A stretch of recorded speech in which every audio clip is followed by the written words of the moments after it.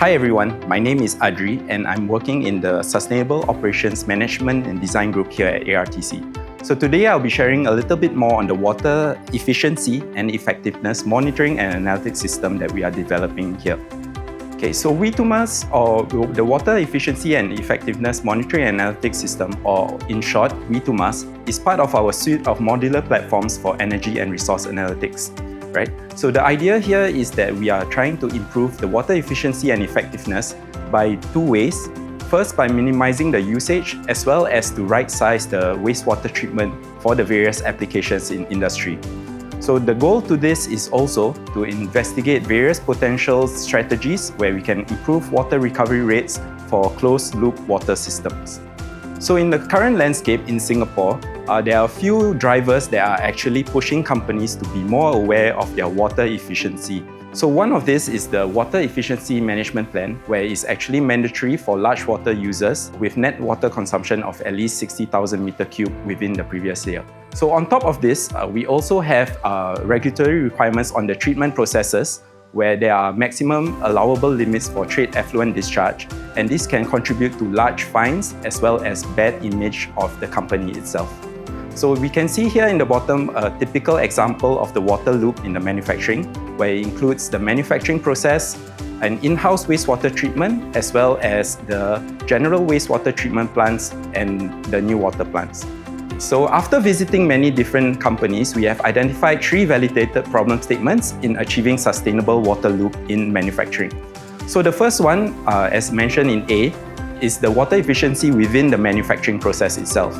So many companies now still lack the understanding of the inefficient usage and the anomalies within their manufacturing processes, and are insensitive about the relationships between the usage, the amount of production that they are doing, as well as the various operating parameters and conditions within the manufacturing process.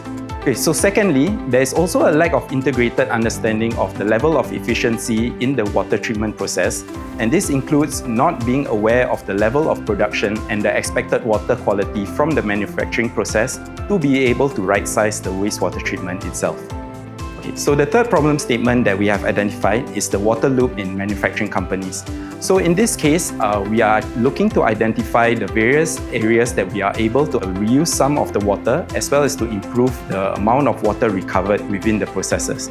So this will be able to mitigate the high treatment costs of excessive wastewater treatment, and also to make sure that we are right-sizing the treatment based on the level of the manufacturing process. Okay, so our solution that we are proposing consists of 3 overall layers.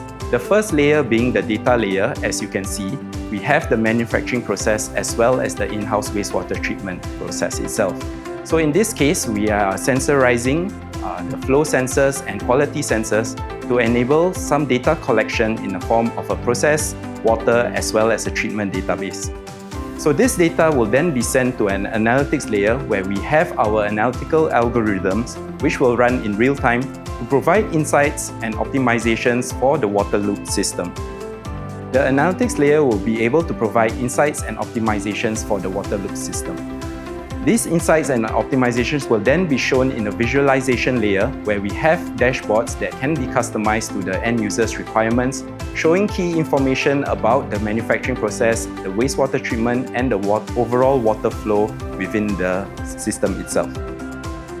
Okay, so next I would like to share a little bit more on one of our case studies where we are working with one of our ARTC members, Calibre. So in this case, we are working with an advanced oxidation reactor, where one of the inputs here will be to use energy to actually further treat the secondary treated water, and with looking at many different process variables such as the voltage, current, process time, as well as some other factors.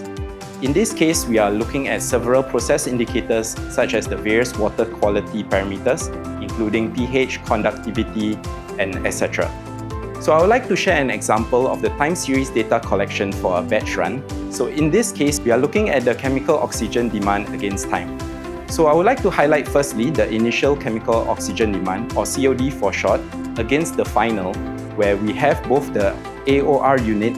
In this case, we can see the degradation of the chemical oxygen demand over time, and in this case, the chemical oxygen demand actually does taper off after some time. In this case, we can actually see that after a certain amount of time, the AOR unit is actually not providing too much value to further reduce the COD value. We can treat this as non-value added and can actually be able to provide us a little bit more energy efficiency if we will be able to optimize to minimize the amount of non-value added energy usage. So with this is a simple example. However, when we are considering multiple process variables and process indicators, we can see the role of data analytics in enabling us to be able to improve the water treatment effectiveness and to ensure that the treatment itself is fitting to purpose and allows minimization of the resource consumption.